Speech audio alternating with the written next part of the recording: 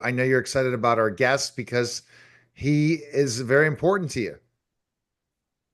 That he is, and I'm doing great. Thanks for asking. Yeah. Who's our guest? This is Anthony McMahon. He's out of Philadelphia area, and he's a consultant who works with ClaimLinks. All right, Anthony, thanks for stopping by. So, how did that get started for you with ClaimLinks? Yeah, I was doing some marketing, some social media marketing, specifically on LinkedIn for Tom for a few years. Figured out how to get him connected with business owners, get the solution in front of the right people. I know we brought on a good amount of business from that. I learned a lot by putting together those campaigns about how ClaimLinks works and, kind of saw the uniqueness of it and how it really did drive results and, how atypical it was based on everything else going on in the industry. And eventually I was like, I think this, is a sick solution in the best way possible. This is like really affecting people in a positive way.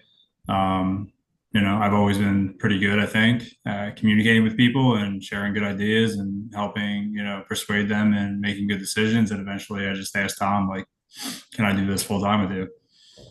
Wow. There you go. And you saw how simple and easy it is once you tell people what the ClaimLinks solution is. So, Anthony, how do you explain it to people? Yeah. People try to convolute it and make it complicated, but at the end of the day, it's very simple. You're just leveraging the large insurance carriers for their stop loss and for the network that they provide of hospitals and doctors. You're going to cut your half, or you're going to cut your premium typically in half, if not more. And then underneath of that, you're going to simply use the tax code, specifically Section 105 with a medical expense reimbursement plan to give either better benefits, the same benefits that the employees are already accustomed to having. And then you're going to just self finance the difference. And when you do that, in my experience of doing this, almost 3 years, groups are typically saving, 30, 35, 40, sometimes 50, 60% net with everything included from what they were doing previously. And it's not only affecting the business, but it's affecting the employees. They're getting more take home pay, they're getting better benefits. It's just like a win across the board. So, All right. Tom, when you saw how Anthony explains things, do you like that? Yeah, it keeps it simple. I mean, it's not hard. We call it the simple option solution. The problem is everyone thinks it's got to be a complex fix for everything. And sometimes things it's very basic. Right. And that basic, how do you see that basic, Tom? You always explain it very simply, right? Yeah, well, 2 plus 2 equals 4. No one's going to argue with me over that. But 1 plus 1 plus 1 plus 1 also equals 4. 3 plus 1 equals 4. I mean, you can get there many ways, right? But the problem is people are only being shown one way, and that is the only way the group health insurance agents can be compensated. Every solution is traditional group health. Doesn't make sense. Now, Anthony, when you think about who are the ideal candidates for this, like what kind of companies or what kind of size company? I think that there's probably two main factors that I've seen with successful implementation is, when you have a strong leader that can just say, hey, this is what we're doing. This is the right decision for the business. This is the right decision for the employees, as opposed to kind of having a, decision by committee type of vibe. I think that that is the main factor that I see. A lot of the time people have, various personal agendas, they have relationships with the brokers, they have just complacency, doing things their own way.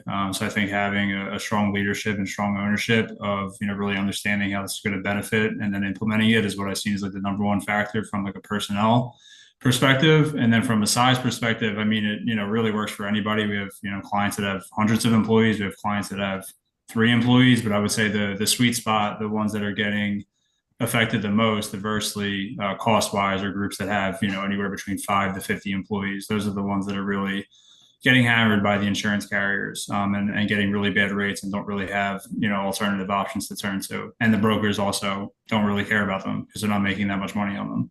So when you think about the decision maker, who is that decision maker, Anthony? Especially with people that, work for the company and they're like, I really need better health benefits as well. And I would be interested in, and I'm paying a ton as the employee to go back to the employer. Who's that decision maker you're seeing mostly, Anthony? You get them to turn to get that business. It has to be the owner. Why is that? Other ones don't see that bottom line as much as the owner. It's not their money. It's really as simple as that. Yeah, and that's the same thing that goes with marketing, Anthony, because you were in that industry as well. Is the fact is you go and tell them, hey, you go to the marketing director, and they're not going to want you to come in. There's no way in the heck.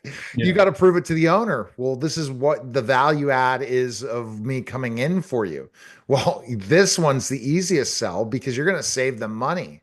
And that bottom line, especially in the challenging times that we live in right now, that's very again, it looks good and looks bad, looks good again in 2025, strangest year in the world.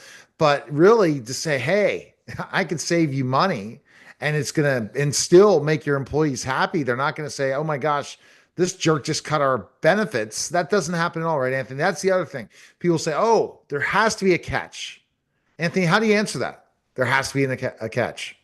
I mean, honestly, I just try to peel back the curtain. I mean, if people knew how it really worked behind the scenes, I mean, brokers, agents, people that set up these traditional plans that Tom alluded to, they get paid based on how much the group pays. So, in my opinion, that's kind of perverse. The more that a group pays, the more that employees have to pay in premium, the more that the broker or agent gets compensated from the insurance carrier. I think that that's perverse. I think that that's wrong. And I think that once people understand that and understand that they're being shown one option that looks good on paper but is super expensive, they kind of understand the incentives behind that. And that's why with our plan, we get paid based on savings. If we get paid fees directly from the business owner and the business based on performance. And when we do that, we're not tied to sell a product. We, are able to craft a solution that's tailored for that group and that employee base specifically. So it's just really kind of educating them about how it works behind the scenes. And then I think that the picture starts to become more clear. And then also battling the broker once they tell the broker that they talk to you, Anthony. Yeah. Brokers really typically don't like us. We do have a few that, get it and they want to do right by their clients and they're open to alternative solutions. But, for the most part, they do not like it because it makes them uncompetitive. And it, kind of shines a certain light on what they've been doing for, X number of years. And, they can start to quantify how much money they squandered away and how much the employees have paid extra and how much potential medical debt the employees have incurred just in making these bad decisions. But it's not even the owner or the employee's fault. It's just what they were shown. Like Tom said, they're only shown one thing. So if you're only shown one thing, every year, I mean, it's just, kind of puts you in a bind. All right, good, Tom. Good What do you stuff. good stuff? Well, how would you why do you like Anthony so much? Well, Anthony tells them how it is. This is how it is. I mean, that's what you want in anybody. The problem is, I mean, it's not that unbelievable. I mean, look what's happening in this country. I mean, Elon and the boys and girls go out and they come up and they show you all this fraud and going on, and no one's shocked by it. Well, no one's really shocked when we show them how much they can save on health insurance. What they're shocked by is or mad about is why wasn't I involved in this? And if you think it through, the owners have a fiduciary responsibility if they're asking the employees to pay money to do what's in the best interest, not only for them, but for their employees who are contributing to the health insurance. If it was a 401k, I hate to say this, if they policed it like they did those, there'd be a lot of people who could be potentially in jail. Not if they're in California, though. But, it's just the way it is. Now, Anthony, what is your favorite thing about working for ClaimLinks?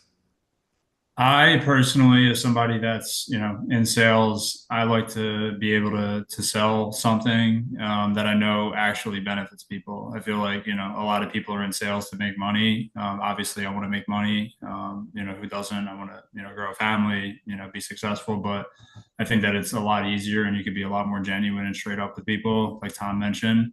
because you're telling the truth, and when you set them up in this way, everyone is benefited. The employees are benefited, the business is benefited, and I'm benefited by saving the money. That's tied directly to the comp model, and I just feel really good about it. So yeah, compared to our competitors, agents and brokers, I just think that ours is above and beyond better in terms of both outcomes and also just kind of how it's set up, and being in the best interest of the actual business and the employees. Because I mean, think about it, like brokers and agents get paid by insurance carriers. That is their primary and only source of income. So who do they work for, the business or the insurance carrier? And you feel you work for the business in a way, Anthony. I do work for the businesses. Yeah, because you want to see their success and for them to save money. Well, that's how we get paid by Right. them.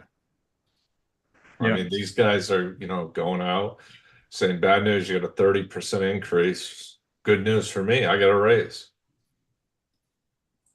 Not a good thing. Not at all. And I think that that's the key thing. So Anthony, if you people that are watching and they're a business owner, why should they choose ClaimLinks? I mean, there's a multitude of reasons. I mean, you can start on the profitability end of your business if you're, bleeding out from this. I mean, a lot of owners, it's sad, they want to be the good guy and take on that burden for their employees. So a lot of them just eat the cost and don't pass it on to the employees when, logically and financially they should, but they don't want to affect their employees like that. So you can look at it from that end. The ones that do have to pass on the cost of the employees, I mean, it hurts them, it hurts their take-home pay. It hurts the level of benefits that the employer can offer them, and then if they have a higher deductible and something happens, they have more medical debt, which is a nightmare. It's the number one cause of bankruptcy in the U.S. So businesses end, it's going to make you a lot more profitable. It's going to give you the flexibility and ability to actually give your employees great benefits and make it affordable for them to participate. And I think it's just, it's a good thing to do, for your people is to be a fiduciary, like Tom said, and procure health insurance in the most cost effective, beneficial way, because it's super expensive for everybody involved. I mean, everyone knows how much and how ridiculous the cost of healthcare is in the US. So if you're going to get it for your employees, you should, do the due diligence of, doing it right, both for yourself selfishly and personally, but also, for your group, as a whole. So yeah, it's just it matters a lot. It doesn't just matter for the business; it matters for the employees, it matters for their family, and it bleeds down. It's a no-brainer, Anthony. So they should contact you today, right? If they're watching this and a business owner said, "Oh, I'm going to contact Anthony at ClaimLinks," right? Is there a direct place you can email you? Yeah, if you go on claimlinks.com, we have a tab up there where you can schedule a meeting with myself, Tom, Tina, the rest of our team, and we can, figure out what's the best situation for that given business and their employees, and help set them up right. If they want to have a more fun, engaging conversation, they should probably talk to Tom.